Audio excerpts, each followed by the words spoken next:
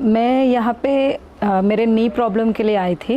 Actually gym में workout करते समय इंजर किया और मेनिस्कस टेयर हो गया था।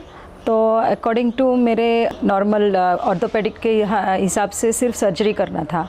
तो मुझे सर्जरी अवॉइड करने के लिए मैं स्टडी कर रही थी, तो मुझे आयुर्वेदा में कुछ होप दिखा और मुझे तपस्या के बारे में पता चला और मैं यहाँ पे आई हूँ।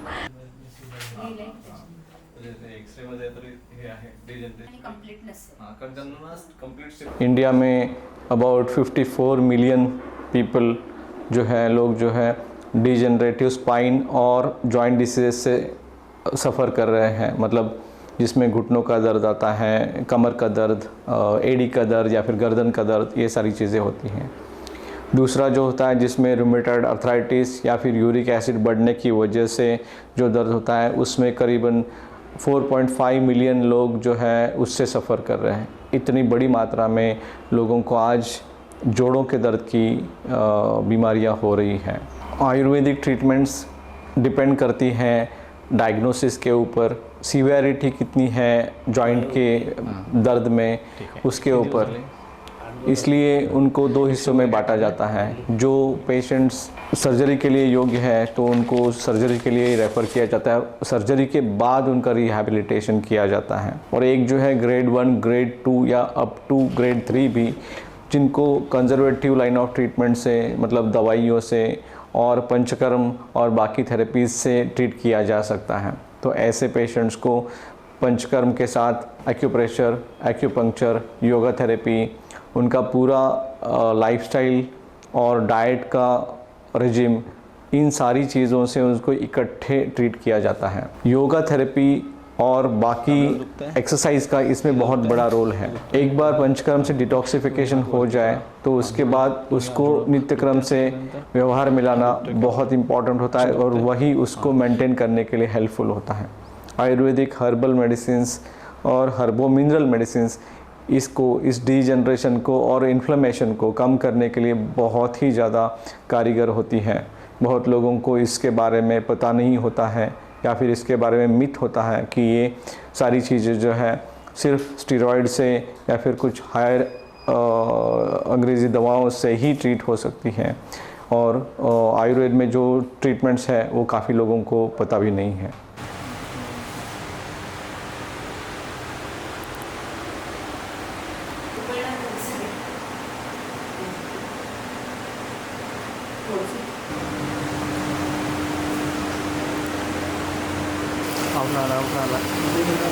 मध्ये क्लिक करा।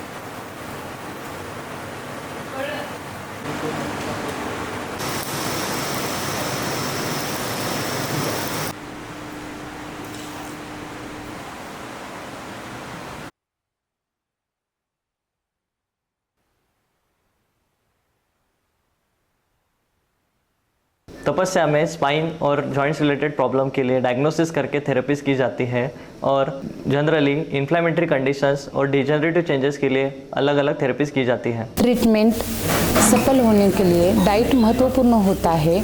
यहाँ पे तपस्या में रुग्ण की प्रकृति, बीमारी देख के डाइट दिया जाता है। ये डाइट पेशेंट के लिए मेडिसिन की तरह काम करता है। स्पाइन एंड जॉइंट डिसीजेस में दो तरीके के योगा थेरेपी की जाती है, एक डिजेनरेटिव कंडीशंस में और दूसरा इन्फ्लेमेटरी कंडीशंस में। जो degenerative spine and joint diseases रहते हैं उसमें ज़्यादा करके रोप एंड बेल्ट थेरेपी की जाती है, जिसमें हम स्ट्रेचिंग और स्ट्रेंथनिंग आसनास सिखाते हैं, जिनको हम पहले पेशेंट को सिखाते हैं और उसके बाद में पेशेंट्स उनको एट होम भी प्रैक्टिस करता है। और जो रोप एंड बेल्ट थेरेपी रहती है वो आसन करने के बाद रोप्स और बेल्ट्स पेशेंट के जॉइंट्स के अराउंड पॉस्चर करेक्शन के लिए बांधे जाते हैं और उससे जो अलाइनमेंट में चेंज हुए हैं उनको रिवर्स करने की कोशिश की जाती है। इन्फ्लेमेटरी जॉइंट कंडीशंस में इन्फ्लेमेशन जो है जॉइंट का या इंटरनली जो इरिटेशन हुआ है जॉइंट में उसको कवर करने की कोशिश की जाती है और मेटाबॉलिज्म पे भी काम किया जाता है।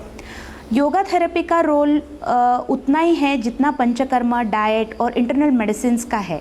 योगा थेरेपी ये यहाँ पे सिखाई जाती है और पेशेंट्स को जाते टाइम वो एजुकेट करके भेजा जाता है, जिससे कि उनको उस आसनों को वो अपने लाइफ में प्रैक्टिस कर सके और उसको लाइफ टाइम कंटिन्यू कर सके।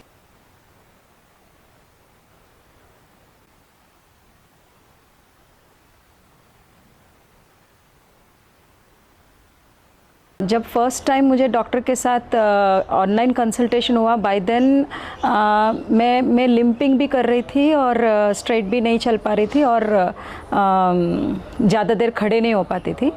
फिर कंसल्टेशन के बाद डॉक्टर ने पहले मेडिसिन्स भेजा, वो मेडिसिन्स यूज़ करने के बाद मेरा लिम्पिंग कम हो गया। फिर हम लोग यहाँ पे आए 15 डेज़ ट्रीटमेंट के लिए।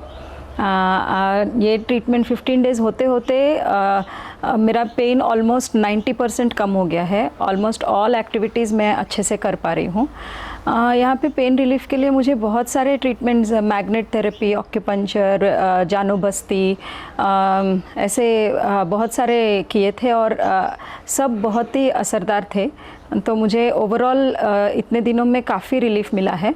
एंड मे बी वो 5% भी शायद आगे डॉक्टर के गाइडेंस के साथ वो 5% भी जाएगा, ऐसे मुझे लग रहा है।